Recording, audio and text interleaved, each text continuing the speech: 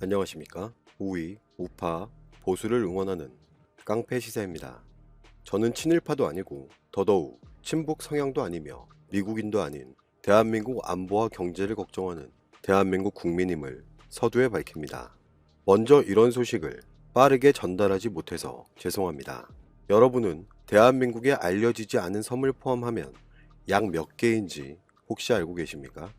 대한민국 영토에 포함되어 있는 섬의 개수는 약 3,348개로 전 세계에서 네 번째로 많은 섬을 가지고 있습니다.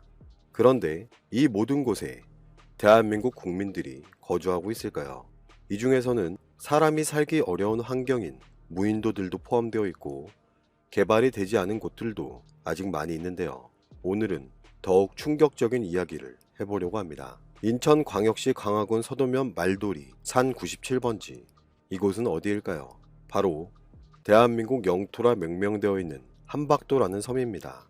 서해 5도인 백령도, 대청도, 소청도, 연평도, 우도와는 겨우 8km 정도 떨어진 거리에 있는데요.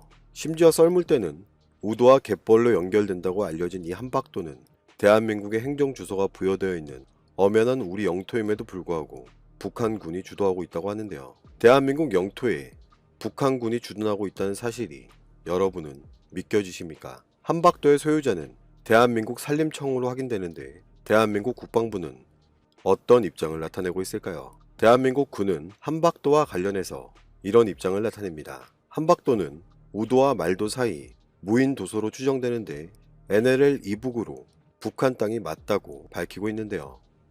서해 5도 지역에서 작전하는 해군 해병대도 함박도는 북한 땅으로 알고 있으며 주소상 소재는 대한민국 인천광역시로 되어 있을지 몰라도 NLL 이북이기 때문에 북한 관할 지역이라고 주장했습니다.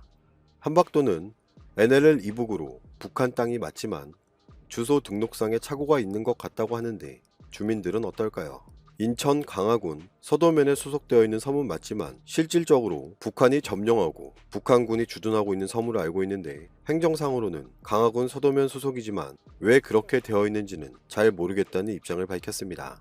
자유한국당 김진태 의원은 SNS를 통해 이런 입장을 나타냅니다. 인천광역시 광화군 서도면 말돌이 산 97번지로 우리 등기부 등본에 나와 있는 함박도에 현재 북한군이 주둔하고 있다고 하는데 멀쩡한 대한민국 땅에 북한군이 주둔하는 일까지 벌어졌다며 개탄스럽다는 입장을 드러냈습니다. 피로 지킨 나라 땅을 눈뜨고 내줬다며 이제 이 나라가 정녕 망하려는 건지 국방부 장관은 당장 사퇴하고 대통령은 국민에게 엎드려 사죄하기 바란다고 강력하게 주장했는데요.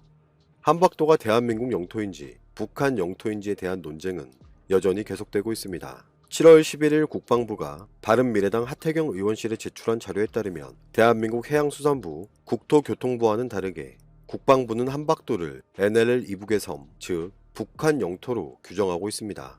이것은 무엇을 뜻하는 것일까요? 명백히 대한민국 영토로 규정되어 있지만 대한민국 국방부만이 북한의 땅이라고 주장하고 있는 것인데요. 국방부는 대한민국의 안보를 위해서 노력해야 하는 곳임에도 불구하고 국토교통부, 해양수산부와는 왜 다른 입장을 나타내고 있는 것일까요? 국방부가 하태경 의원에게 제출한 자료를 살펴보면 서해 NLL 일대 도서 중 20개 섬에 북한군이 주둔하고 있다고 인정했는데 언제부터 얼마만큼의 규모의 북한군이 주둔했는지는 대북 정보사항이라 공개가 불가능하다고 밝혔고 주소 등록상의 문제는 행정안전부나 국토교통부에 확인할 일이지 국방부 소관이 아니라며 선을 그었습니다. 대한민국의 국력이 시험대에 오른 지금 경제에 이어 안보까지 위협이 된다는 사실을 이제 우리는 알아야 합니다. 북한의 무력 시위가 시간이 지날수록 강도를 더해감에 따라 대한민국 안보는 더욱 흔들리고 있는데 북한은 7월 25일, 7월 31일, 8월 2일에 이어 8월 6일에 또다시 동해상으로 두 발의 발사체를 발사하면서 도발을 강행했습니다. 합동참모본부는 이런 입장을 나타냅니다. 북한은 오전 5시 24분과 5시 36분에 항해남도 과일군 일대에서 동해상으로 두 발의 미상 발사체를 발사했다며 단거리 탄도미사일 추정 발사체 두 발을 포착했다고 밝혔습니다. 대한민국 군의 분석 능력이 도마에 올라서인지 정확한 재원은 확인 중이라는 입장을 계속해서 고수하고 있는데요. 이번에 발사한 단거리 미사일은 최대 비행속도 마 6.9 이상, 고도 약 37km로 약 450km를 비행했기에 한미 정보당국은 7월 25일에 발사한 단거리 탄도미사일과 유사한 비행 특성을 가진 것으로 평가하고 있으며 정확한 재원은 정밀 분석 중이라는 입장을 드러냈습니다. 북한의 자신감이 극에 달한 것일까요?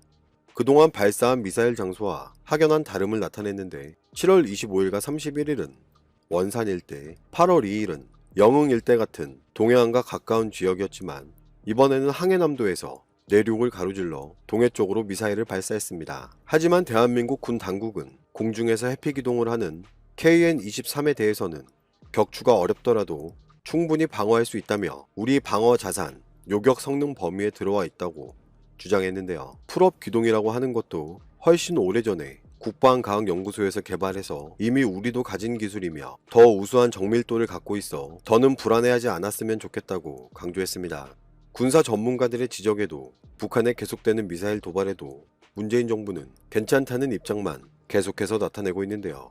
이런 북한의 도발이 직접적이지 않고 확대되지 않는 것은 미국이 있기 때문이라는 사실은 반박의 여지가 없을 것입니다. 하지만 이미 북한의 의도대로 한미연합훈련은 많이 축소되거나 없어졌다는 사실은 알고 계십니까? 북한 김정은이 이제는 축소된 훈련조차 마음에 들지 않았나 봅니다. 북한은 연이은 미사일 발사를 대한민국과 미국의 연합훈련에 있다며 적반하장의 태도를 보이고 있는데 외무성 대변인을 통해 이런 입장을 나타냅니다. 우리의 거듭되는 경고에도 불구하고 미국과 남한이 끝끝내 우리를 겨냥한 합동 군사 연습을 벌려놓았다며 새로운 조미 관계를 수립하고 한반도에서 항구적이며 공고한 평화체제를 구축하기로 합의한 6.12 조미 공동성명과 판문점 선언, 9월 평양 공동선언에 대한 노골적 무시이자 공공연한 위반이라고 밝혔습니다. 대화로 문제를 해결하려는 우리의 입장에는 변함이 없지만 군사적 적대 행위들이 계속되는 한 대화의 동력은 점점 더 사라지게 될 것이라며 미국과 남조선 당국이 우리의 거듭되는 경고를 무심히 대하면서 요행수를 바란다면 우리는 그들이 고단할 정도로 값비싼 대가를 치르게 할 것이라고 강력하게 경고했습니다. 군사적 적대 행위들이 위험 개선에 이른 것과 관련하여 이를 준열히 단죄, 규탄한다면서 우리 역시 국가 방위에 필수적인 위력한 물리적 수단들을 개발, 시험 및 배치를 하지 않으면 안 되게 될 것이라고 밝혔는데요. 많은 사람들이 문재인 정부가 항의 한마디조차 하지 못하는 것과 관련하여 불만을 드러내고 있고 이러다 대한민국의 안보의 최중심에 있는 미군과의 연합훈련이 사라지지 않을까 걱정하고 있는데요. 북한의 계속된 도발에도 불구하고 문재인 정부는 지금 어떤 생각을 가지고 있을까요? 문재인 정부는 수석 보좌관 회의를 주재한 자리에서 이런 입장을 나타냅니다. 일본 경제가 우리보다 우위에 있는 것은 경제 규모와 내수 시장이라며 이번 일을 겪으며 우리는 평화 경제의 절실함을 다시 한번 확인할 수 있었고 남북 간의 경제 협력으로 평화 경제가 실현된다면 우리는 단숨에 일본의 우위를 따라잡을 수 있다고 주장했습니다. 평화 경제는 남북 관계와 미북 관계에 굴곡이 있다 해서 쉽게 비관하거나 포기할 일이 아니라며 긴 세월의 대립과 불신이 있었던 만큼 끈질긴 의지를 가지고 서로 신뢰를 회복해 나가야 가능한 일이라고 밝혔고 평화 경제야말로 세계 어느 나라도 가질 수 없는 우리만의 미래라는 확신을 가지고 남과 북이 함께 노력해 나갈 때 비핵화와 함께하는 한반도의 평화와 그 토대 위에 공동 번영을 이룰 수 있을 것이라고 밝혔습니다. 하지만 많은 사람들은 의문을 제기하고 있습니다. 왜 일본과의 관계 문제에 북한을 끌어들이려고 하는 것일까요? 문재인 정부가 해결 가능하다고 했던 것은 남북 경제협력을 이야기했던 것일까요? 일본 정부를 향한 비난도 멈추지 않고 있습니다.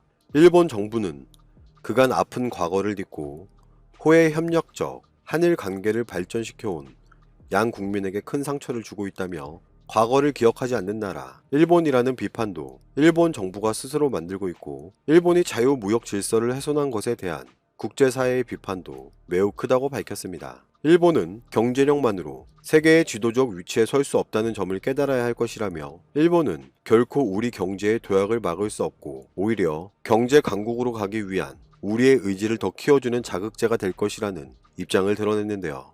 일부 전문가들은 문재인 정부의 이런 반일, 항일 감정과 태도와 관련해서 걱정하고 있습니다.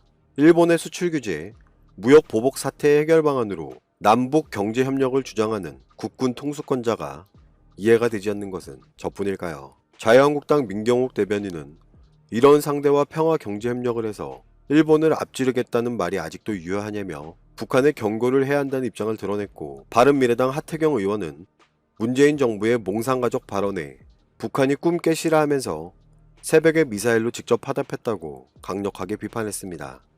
대한민국의 경제 지표가 지금의 대한민국을 대변하고 있습니다. 문재인 정부는 국민 하안만을 강조하며 책임과 대책을 국민에게 전가하지 말고 혁신적인 해결책을 찾기